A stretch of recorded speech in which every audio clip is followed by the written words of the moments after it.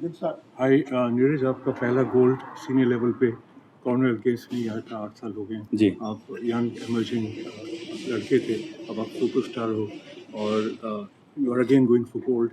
तो आपकी क्या यादें और क्या आपकी होप्स हैं इस इवेंट के बारे में? नहीं, बिल्कुल कॉमनवेल्थ की तो काफ़ी अच्छी यादें हैं। पहला मेरा सीनियर था, सीनियर कंपटीशन था कॉमनवेल्थ गेम्स।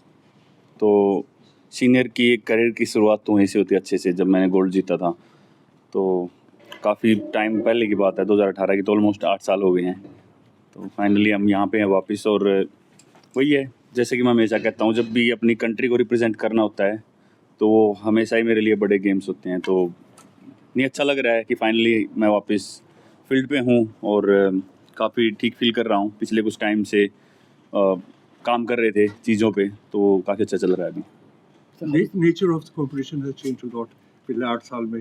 आप पेरिस में आप 2 गोल्ड, 1 गोल्ड और 1 सिल्वर ओलंपिक लेवल पे जीत चुके हैं। जी, पर कंपटीशन अब और टफ हो गया है बिल्कुल एशिया जी। के लिए। हाँ जी, नहीं वो अच्छी बात है जी। कंपटीशन टफ होता है तो हम एक दूसरे को और ज़्यादा पुश कर पाते हैं, और ये अच्छी बात है। और खासकर एशिया लेवल पे, साउथ एशिया में काफ़ी अच्छा कंपटीशन है, तो यहाँ पे अच्छा कंपटीशन भी होगा और सभी अपने आप को पुश करेंगे। ट्रैक एंड फील्ड को देखें तो काफ़ी रिकॉर्ड बने पिछले 1 साल में, चाहे 100 मीटर हो, 200 मीटर हो, हडल्स हो, 800 मीटर डेकाथलन।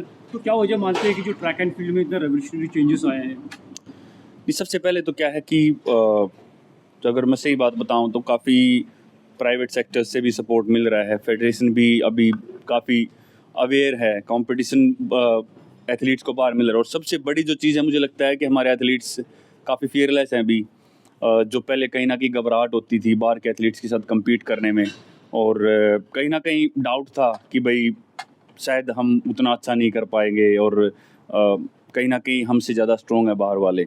तो वो कहीं ना कहीं कॉन्फिडेंस आया अभी अपने एथलीट्स में, और वो काफ़ी फियरलेस हैं, बहुत ट्रेनिंग करते हैं, हार्ड वर्किंग है, और खुद पे बहुत ज़्यादा बिलीव है। तो उसका काफ़ी ज़्यादा रीज़न है कि वो काफ़ी रिकॉर्ड्स टूट रहे हैं। नहीं, मौसम यहाँ पे काफ़ी ठंडा हो चुका है, तो लग रहा है कि इससे भी चैलेंज होगा ये मौसम भी। विंड कंडीशंस हाँ, कल मैं थ्रो कर रहा था वैसे ट्रेनिंग थ्रोज, तो थोड़ा कंडीशन तो टफ है, बट वही आ जाती है, वो सभी के लिए हैं। बट वही है कि कितनी भी ख़राब कंडीशंस हो, हमको थोड़ा मेंटली स्ट्रॉन्ग रहना पड़ता है कि भाई कोई बात नहीं, ये सभी के लिए है। और वर्स्ट कंडीशन में बेस्ट क्या हो सकता है, उसकी तरफ मैं सोचता हूँ। नीरज जी, कितना आप कोई पर्टिकुलर मार्क को टारगेट कर रहे हैं, कुछ ओपोनेंट को टारगेट कर रहे हैं, क्या क्या सोच चल रहा है कि उस टाइम पे किस तरीके से खेलना है? बस यही है माइंड में कि जो हम ट्रेनिंग करके आए हैं, जो टेक्निक पे हम फोकस करके आए हैं, बस वो मैं करूँ अच्छे से। और बाकी तो कोई पर्टिकुलर टारगेट ऐसे मतलब माइंड में नहीं होता। बस ये होता है कि जब भी compete करूँ, अपना बेस्ट देने की कोशिश करो, और उस दिन अपना 100% दे दो। मतलब बाद में नहीं होना चाहिए कि ये हो सकता था।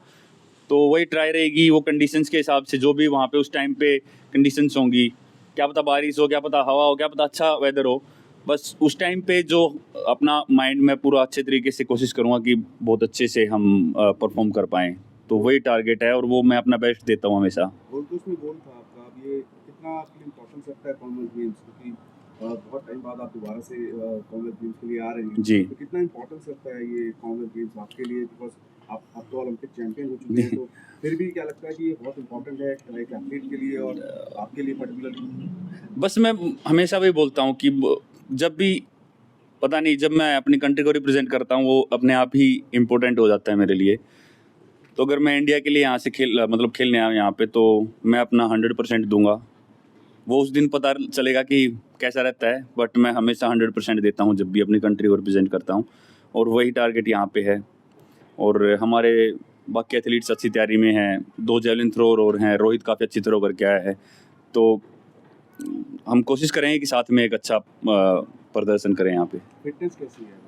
अभी तो काफ़ी ठीक है, अभी काफ़ी ठीक है।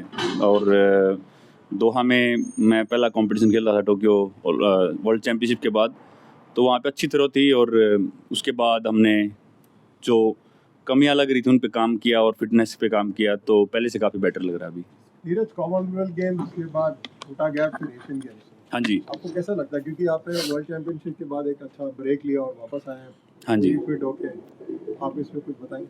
नहीं, नॉर्मली जी क्या होता है कि हमारा वो सीज़न ऑफ हो जाता है, फिर उसके बाद हमारे कॉम्पिटिशन्स दोबारा मई में शुरू होते हैं। तो सितंबर में हमारा अक्टूबर सितंबर लास्ट अगस्त में भी कई बार, तो ये जब सीज़न ऑफ हो जाता है तो फिर वो मई में, कई बार अप्रैल में स्टार्ट होते हैं या फिर मई में स्टार्ट होते हैं, तो फिर वो उसके बाद फिर 4-5 महीने इकट्ठे चलते हैं।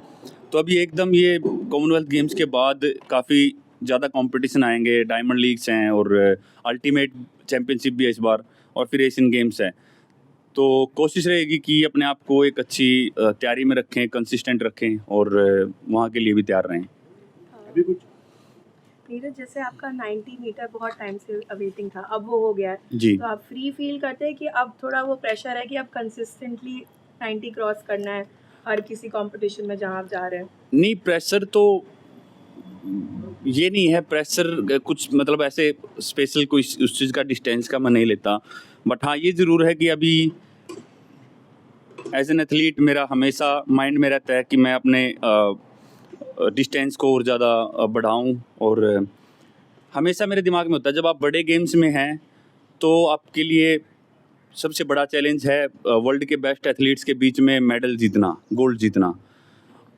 दूसरी बात डिस्टेंस पे आती है, तो डिस्टेंस मेरे लिए इम्पोर्टेंट है कि मैं अपने डिस्टेंस को बढ़ाता जाऊं, लेकिन उस टारगेट के बीच में मुझे लगता है कि जब ऐसी कंडीशंस होती हैं, जब सभी एथलीट्स वहाँ पे होते हैं, तो कई बार बहुत बड़े डिस्टेंस नहीं निकलते, लेकिन आपको अपने डिस्टेंस को कंसिस्टेंट रखना पड़ता है। तो बस वही मेरे दिमाग में होता है कि बस मैं अपना कंसिस्टेंसी बरकरार रखूं और कोशिश करता रहूं कि मैं कैसे धीरे धीरे और आगे बढ़ सकता हूं। तो बिल्कुल डेफिनेटली मेरा टारगेट है कि मैं अपनी थ्रो को और ज़्यादा बढ़ाऊं। नीरज, आपने दोहा के बाद कहा कि आप थ्रो नहीं कर रहे थे, तो कितनी कम थ्रो कर रहे थे, उससे पहले कितना आपने शुरू किया? नहीं, दोहा से पहले मैं थ्रो नहीं कर रहा था जी, क्योंकि पिछले साल कुछ इंजरी हो गई थी, तो उस पर काम किया हमने काफ़ी, और दोहा से 1 महीना पहले मैंने थ्रो स्टार्ट की थी। तो पहले धीरे धीरे स्टार्ट की, फिर थोड़ा कॉन्फिडेंस आया, तो फिर मुझे क्वालिफाई करना था यहाँ के लिए और मैंने दोहा खेलना डिसाइड किया। तो फिर वहाँ पे 85-69 थ्रो था, तो अच्छा थ्रो 85 प्लस, तो इसलिए वहाँ पे पता लगा कि हम कहाँ पे हैं और मुझे कितनी तैयारी करनी है। How do you see the competition? Arshad is there.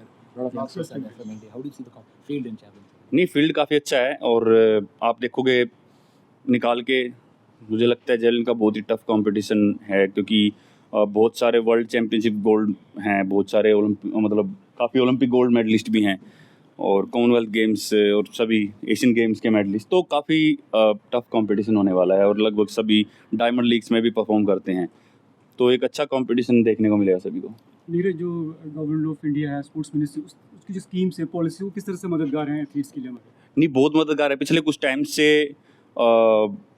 Tops की तरफ से बहुत ज़्यादा सपोर्ट मिल रही है, हम बाहर ट्रेनिंग कर पा रहे हैं और कम्पीट कर पा रहे हैं बाहर के एथलीट्स के बीच में, और मुझे तो स्पेशली मैं कहना चाहूँगा काफ़ी सपोर्ट मिल रही है, मेरी टीम भी साथ में रहती है, और हम खासकर हम जब तैयारी करते हैं किसी बड़े गेम के लिए, तो कोशिश करता हूँ मैं कि उस एनवायरनमेंट में, और वहाँ पे जैसे खासकर यूरोप में हमारे सबसे ज़्यादा कंपटीशन होते हैं, तो वहाँ पे ट्रेनिंग करने का तो हमेशा अच्छी सपोर्ट मिलती है, और ये काफ़ी अच्छी स्कीम है। मुझे लगता है काफ़ी एथलीट्स को इससे हेल्प मिल रही है।